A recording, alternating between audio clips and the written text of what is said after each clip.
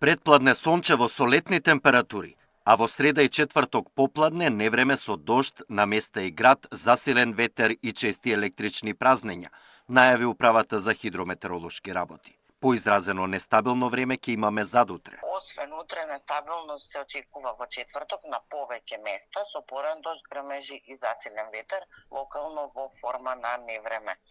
Со пообилен поран дожд, електрични празнења, силен ветер над 60 км на час и услови за појава на град. Од петок ќе настапи пријатно стабилизирање на времето. Најпогодени од високите температури, наглите временски промени се хронично болните.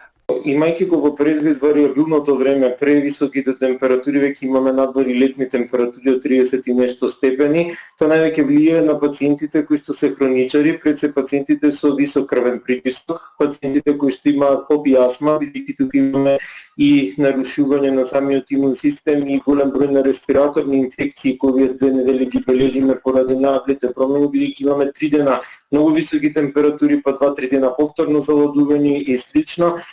Многу влијае и на пациентите кои што имаат спондилозни и коскено-зглобни заболувања поради влажното време, доаѓа до активација на тој вид на промени. Екстремно високи мајски температури деновиве се регистрирани и низ Европа, а во Франција 7 лица починаа како резултат на топлотниот бран.